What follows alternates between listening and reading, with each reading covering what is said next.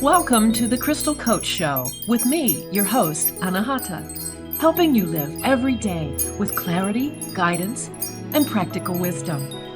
Are you feeling overwhelmed, anxious, maybe disconnected? Do you ever feel like you don't know how to live a life of peace and joy? I am Anahata Roach, the Crystal Coach, and during this show, we channel divine wisdom through stories of service, spirituality, and stones for self-care. The Crystal Coach Show leaves you with a feeling of connection and the clarity it takes towards becoming the best version of yourself as you hear from thought leaders and many others to help you ignite the crystalline nature of who you really are. Stay tuned. The Crystal Coach Show starts now. Hello and welcome to the Crystal Coach Show. I'm your host, Anahata, and we've got an interesting episode for you today. We're going to talk about putting joy in an autopilot and getting over that thing of how to manage your fears so that there's more space for joy. So who wants more joy in your life? I know I do. And I know it sounds great, but it's not easy to capture joy, let alone keep it around and keep it going for any length of time. Feeling fear really is the easiest way to manage, because most of us have some type of fear running in the background, some kind of program running on autopilot at all times. We're not even conscious of how many times fear-based thoughts run through our minds on any given day, really. So what if there was a way to take fear off autopilot and use it more selectively? Perhaps, that would free up space for joy, gratitude, peace, serenity. Well, we could have could we have joy on autopilot instead? I don't know. It takes work. And this is what we're going to explore today. So I feel like we've got a lot of options and choices on how we can shift ourselves away from fear-based emotions and energy that keep us kind of locked in a fight or flight response. Okay.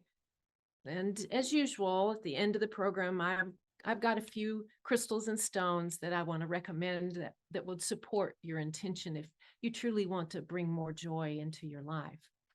I know it sounds kind of trite. I mean, joy. What is joy? I don't know. What is joy? People keep saying, well, oh, that sounds great, but what is it? People get confused. I know I did for a while about what's joy and how it's different from happiness.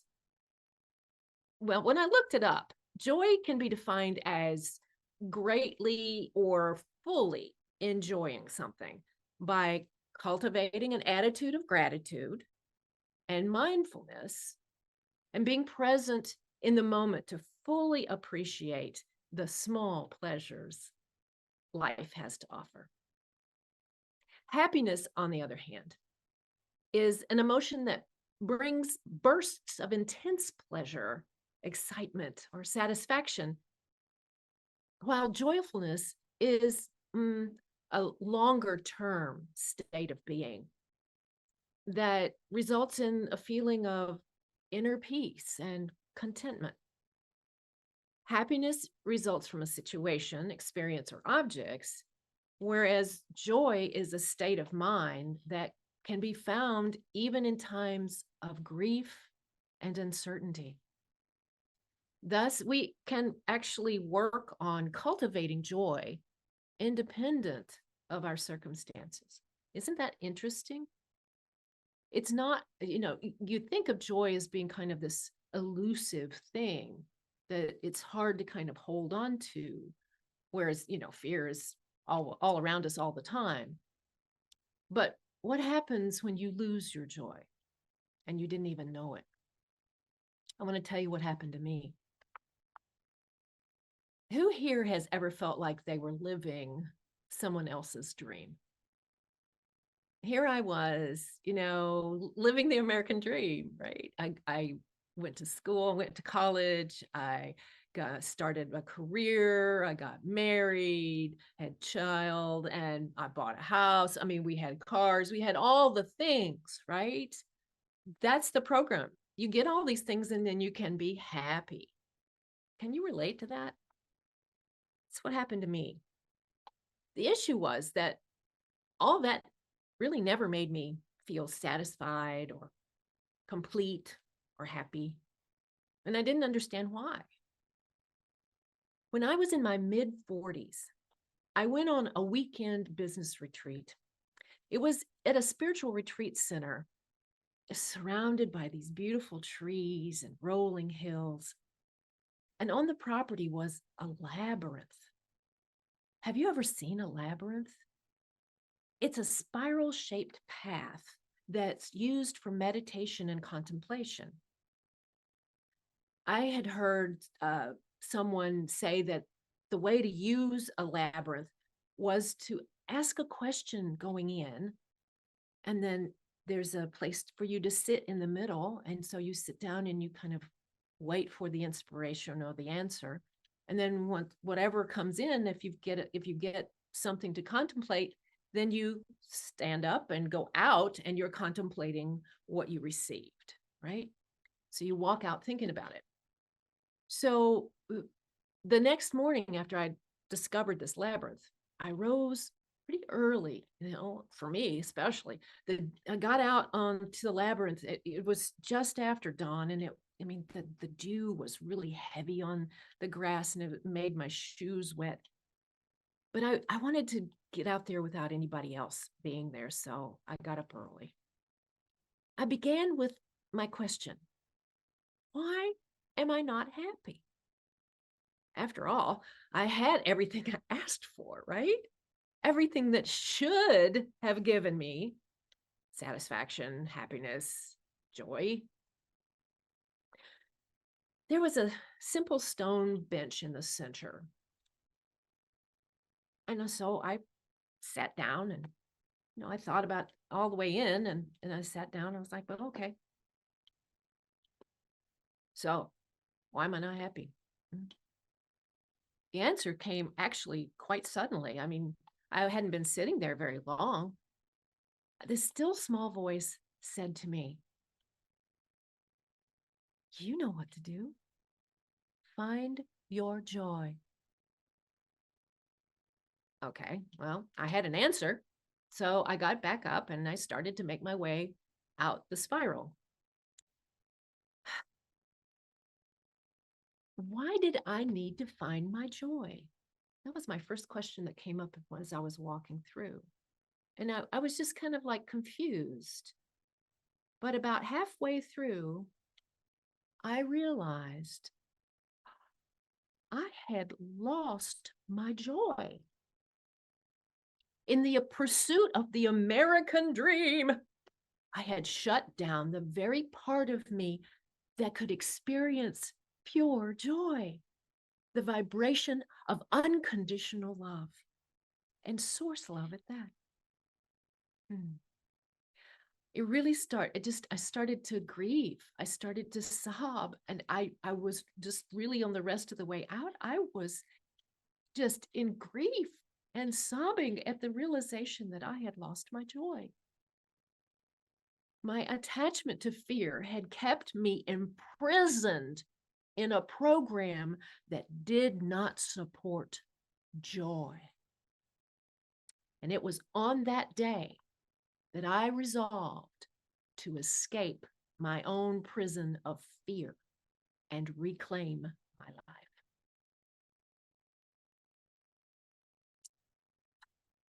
So, how did I go about that? The first thing I wanted to do was kind of explore what would be blocking me from finding joy. And the more I thought about it and the more I kind of read up on joy, I realized that it was truly fear that had kept me from being and feeling joy. The fear of judgment, the fear of missing out, the fear of failure, lots of fears. The fear of letting people down, my family, who had these high expectations. So the first step in finding joy, I believe, is in actually understanding actually understanding the science of how fear works and where it sits in the brain. The amygdala is a pair of small almond-shaped glands. They're organs or glands that are located in the medial temporal lobes of the brain. And they're responsible for making the fight or flight response, decisions, right? The fight or flight decisions. It really kind of works in the background. It's like breathing. You're not, unless you're really focused on your breathing, you're not consciously aware of it.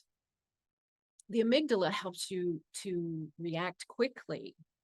So in dangerous situations, it can really actually save your life,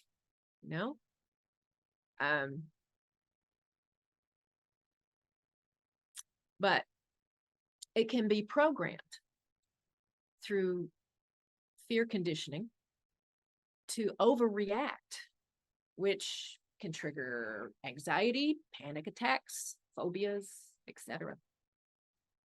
So I read somewhere that the amygdala functions kind of like the body's emotional thermostat, especially with anxiety. When we worry or get stressed out, it just turns up the heat. But there's another aspect of the amygdala that I feel is key to why we get fear stuck on autopilot. It stores memories of emotional events and links the reactions to the situation. So, right? So like back in the caveman days, it helped them remember where they had come upon and startled a bear and they got chased by it, right? So same today. I mean, if you have ever taken a walk in the woods and come upon a snake in the road, right? Your response would be to freeze and allow the snake to pass, right? But your amygdala knows and remembers exactly how you felt, where you were, and all of that was stored in that gland. So that's an appropriate use of the gland, but it can really kind of go off the rails and select situations that are not life-threatening. For example, okay, so you saw the snake in the woods, but you have this actual terror and phobia of going into the herpetarium at the zoo. That's an overreaction to snakes. You recoil when you see a picture of a snake. That's the amygdala keeps it doesn't care what the situation is. It's the emotion or the fear that you're feeling that's stimulating the amygdala to react. So example, if we fear dogs, the body will it actually go on high alert in situations where dogs are present, right? The amygdala is something that will activate adrenaline and dread. But we condition ourselves, or we're conditioned in childhood to fear certain things, situations, and events. I had a client once, bless her heart, who had been conditioned to never enter an elevator alone because there was a fear that someone would be waiting in that elevator to attack and or rape her. Now, this was not based on her own experience, but that was something that her parents had programmed into her. that crippling fear that she couldn't get into an elevator alone. Now that's an extreme example of what happens when you've programmed it to the in an unhealthy way. Okay. So if we try to run from our fears, we're simply shoring up the programming that's already in place. Yeah. The key is to face our fears and do it anyway. That way, your brain, or you can retrain your brain to understand that what you initially reacted to is not life-threatening. It's actually not, but it takes work, practice, and courage to rewire the amygdala. We're going to take a really quick break. And when we come back, I'm going to be talking about how that all of that fear-based and how it works and stuff really kind of dovetails into how you clear emotional blocks to joy and what kind of crystals and stones support that. We'll be right back.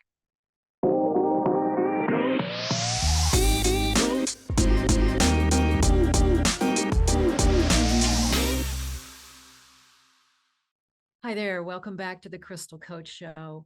We're talking about putting joy on autopilot, but the first part of this discussion has been about what fear is and where it's placed and how we can retrain the brain to not react or overreact to situations in which we are not in any kind of life-threatening position, right? Because we need that amygdala gland to tell us if something's for real, but we don't need it to continually overreact, because the more we feel that fear, the more we're programming the amygdala to overreact. So how do you go about doing that? There's lots of ways, there's exercise, meditation, social interaction, all this kinds of stuff that you can, put yourself in a situation where you feel uncomfortable, but you're telling your brain, this is not life-threatening. I don't need to feel this fear. And you want more joy, right? So you're wanting to clear out the fear in order to give yourself room and space for joy. Joy to me is like something that I have had to really work at to connect to. I don't necessarily, I haven't quite reached the goal of having joy on autopilot, but I'm pretty close. I can get into that feeling of joy as soon as I put my mind to that and I have an intention for it, because I have been working with gratitude. It's a magic formula that helps bypass the negativity that fear wants to kind of live in, okay, to the lens in which you see your world. If you are really living in fear rather than in love, or in joy, you are naturally predispositioned to look on the dark side rather than the bright side. Yeah. I mean, that's just how it is. I mean, you can just get into that mindset and it seems like things are hopeless and nothing's ever going to go right. But if some way you can recognize that, oh, I'm in that kind of thought form, I'm in that negative frame. What if I looked at where I could find, some silver lining here? What blessing can I have that comes out of this? I believe I talked a few episodes ago about what happened when I got fired from a job, is that it opened this door closed that I was clinging to out of fear. And another one opened to give me an opportunity that I would have never thought about.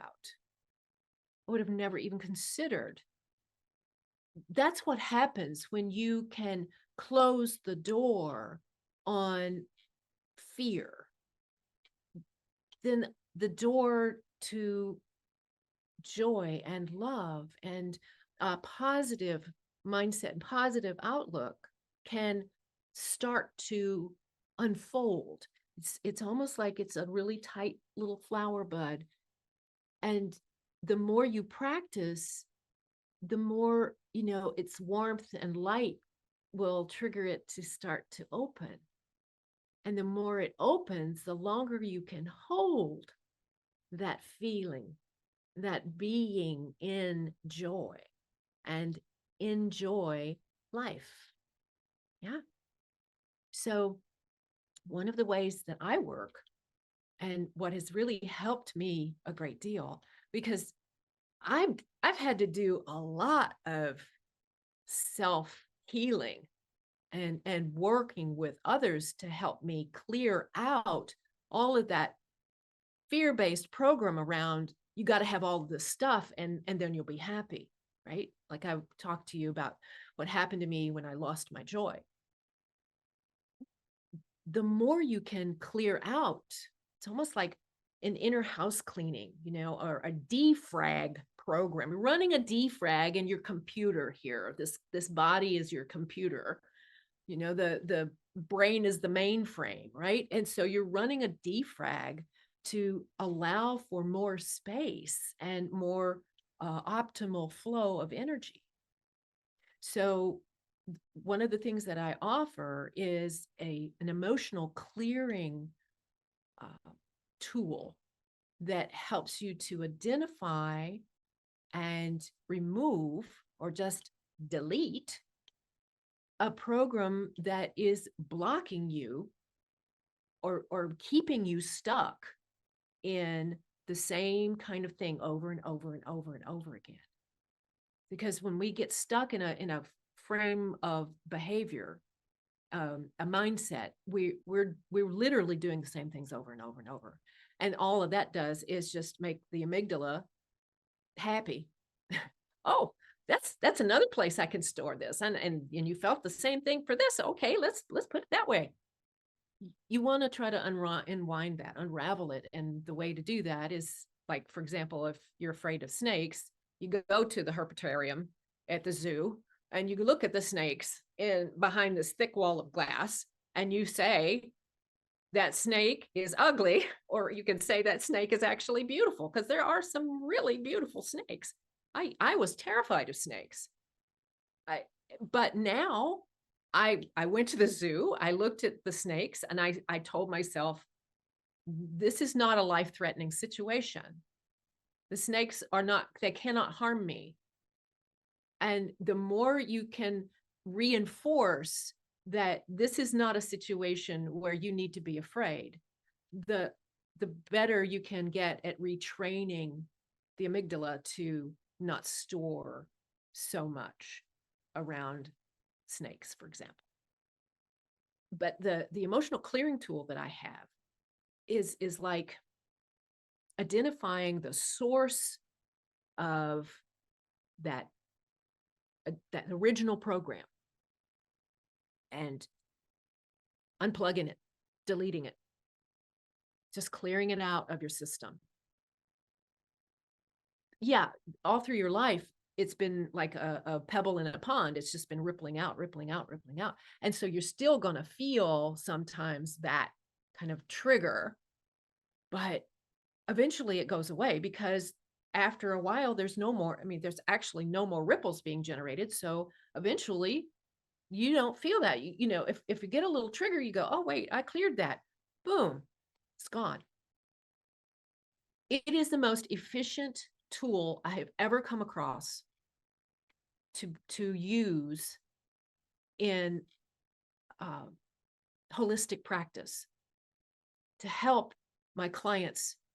Not only help my clients, they help me delete those programs that prevent you from being your best self, having your best life. being in joy. So I wanted to offer that to you. I have on my website, I've got a place where you can book a free 30-minute consultation with me to talk about this tool called the spiral. I'm an advanced practitioner certified, and I would love to see if we could work together. I'm at thecrystalcoach.com. So here are some stones and recommendations for you to use if you are interested in setting an intention to clear out fear and bring in more joy. The first one I want to show you is pink tourmaline. Now, this pink tourmaline wants to be a watermelon tourmaline, which is calm and joy. It's got a little bit of the green here at the top, but it's mostly pink. And pink is inner peace. The more you practice being in gratitude, and which is a portal to joy, the more you can hold this serenity, this peace. It's almost as if you are walking in the eye of a storm, and all the chaos is around you, but you're unaffected by it. You can see, you can observe, but you're not attached to what's going on around you. You have serenity, you have peace, inner peace. This is what pink tourmaline can help you with doing. Okay. Rose, let's see. No, spirit quartz. Spirit quartz is really kind of cool. It's like a generator quartz, which has a point that all 6 sides come together at the top. That is just covered in druzy. Now, this one has more amethyst type druzy on it. You see them clear or you see them kind of purple. That's how they are, present. But it's called spirit quartz or fairy quartz. Sometimes people call that fairy quartz. But spirit quartz helps you to release fear. And that's good at any time, whether you're pursuing joy or not. We're just, this world we're living in needs more spirit quartz to help us release some fear, right? Freedom from fear. That's what I was trying to remember. It's freedom from fear. And that's spirit quartz, S-P-I-R-I-T, spirit quartz. Sometimes I say words too fast and you're like, what'd you say? But yeah, so there's that. Now, here's another one. This is called ocean jasper.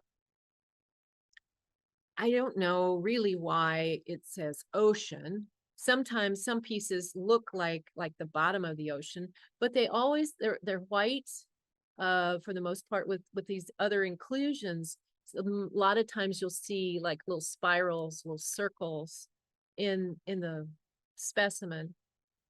Ocean jasper is the enjoyment of life. It's the release of stress and negativity.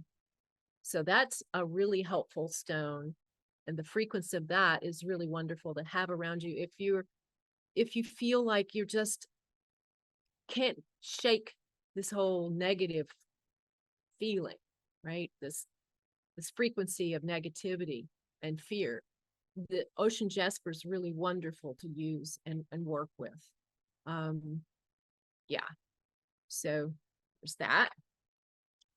I've shown this to you before, but this is just the frequency of joy, period, end of quote. It's called Thulite, Thulite. It's from Thule, or around the city or the place of Thule in Greenland. And it's mostly pink, has some black inclusions, sometimes green. I don't know if you can see the pink, but at any rate, Thulite is amazing in terms of it's just this beautiful frequency of joy. Just it's like angels singing. It's great. Let me see. Oh, last but not least, I mean, there's just lots more. there's a whole bunch of them out there that you could use to support working to build joy and the frequency of joy in your energy field so that it the goal is to put it on autopilot, right? But there you know, joy and the heart, and that's where the seat of the soul is. So we always feel kind of joy in our hearts first. And so remember, the brain holds fear, the heart holds joy and love. So the more you can focus yourself on living from the heart, the more joy and love and positivity you can experience from that place. It's it's really truly the key, right? You can live in your head or you can live in your heart. And the heart, learning to live in your heart and learning to listen to the heart is incredibly difficult, especially if you've been ignoring it all your life, like I had. And then now I'm trying to, whispers to me. It whispers. And if I'm doing something else, lots of times I miss that whisper. So I've had to train myself to listen for whispers, because the whispers are never mean. They're never didactic. They're never authoritarian. The whispers always give you choices, lead you in a direction that maybe you need to explore. They're not going to tell you exactly what to do, but it kind of like takes your hand, says, you might want to come over here. That's that's the difference. That's the subtle difference between what love and joy and the heart talking to you will do, as opposed to the brain and using logic and reasoning and the ego, which is always afraid because it dies with the body. The soul is eternal, so it's always in love. Last mineral, last crystal, rose quartz. Rose quartz has a lot. I mean, this is just the most beautiful vibration you can think of aside from tuolite. And it's actually a much more available mineral than tuolite is. So get you some rose quartz if you want to have that access to love, love of self, love of the divine. And it helps you actually release your fears and unite with the divine. Whoa. I have rose quartz all around my office because, I work as a holistic practitioner, and I have lots of need for this vibration in my space. But you might like some rose quartz. As I say, it's pretty easily available. You might not find it as a pretty deep pink as this. I happen to pick up this at a gem and mineral show. But if you go to any, metaphysical shop, or you can go online, Etsy or one of those places that you can find people selling rose quartz, and you'll find that you can find a pretty good specimen that way. But I really like to pick them up and hold them and feel them. I rarely buy anything online, and if I do, it's from very reputable dealers and people I know that have that sell stones. And my one of my teachers of stone medicine, Sarah Thomas, has a crystal shop called Upper Clarity, and so you can go look that up. But her stones are off the charts in terms of integrity and frequency, and she's good at picking them, right? So anyway, those are the stones that I would recommend if you would like to explore getting more joy into your life and reducing the amount of fear, so that you have space in your field for more joy and more love and as an outgrowth, even though it's not quite the same, you still feel happiness pretty much consistently. But happiness can be short term, like winning the lotto. You can be really happy at that moment, but then, the reality of what do I do with all this money? And I mean, yeah, people say, oh, that's a great problem to have. But, there's a lot of responsibility with the old adage, with a lot of wealth comes a lot of responsibility. And, the temptation to mishandle it or to, use it not for the highest good would always be there. So that's why the happiness aspect, I want to not emphasize as much, because it is confusing to think, because you can feel happy when you are in joy, but that is it's a much more expansive kind of feeling. It's not just a one-off kind of thing. It is a state of being. To be in joy is a state of being. And the more you practice gratitude and mindfulness, positive mindfulness, and meditation, and connecting with nature and connecting with people, and the social engagement versus isolation, the more you will find joy appearing for you in your life. I know I have. And if I can do it, you can do it. If you have any questions, or you want to, give me a chat about the spiral or anything else, I've got that on my website. thecrystalcoach.com is a place where you can book a 30-minute time schedule. I'd love to chat with you. So that's all we got for today. I appreciate your listening and tuning in to the Crystal Coach Show, which airs the first and third Mondays of the month. And we'll see you next time. Have a great one. You have been listening to the Crystal Coach Show, helping you live every day with clarity, guidance, and practical wisdom. With me, your host, Anahata.